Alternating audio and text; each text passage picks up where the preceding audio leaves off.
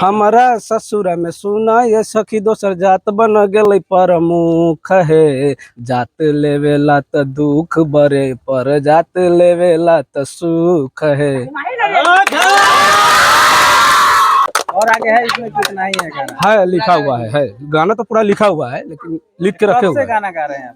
हम करीब तकरीबन वही 2018-19 से हम लगे हुए हैं।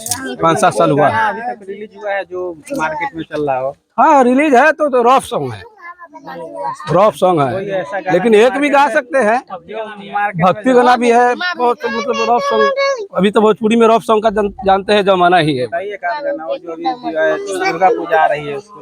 दुर्गा पूजा में अभी तो वही रिकॉर्डिंग में जाना ही था, दुर्गा पूजा के लिए है। इसका 2-4 लाइन याद हो तो?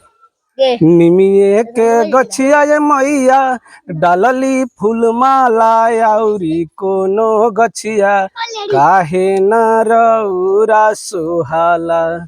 निमिये ह घरवा राउर निमिये दुआरवा निमिये पर डललुए मैया आपन सारावा।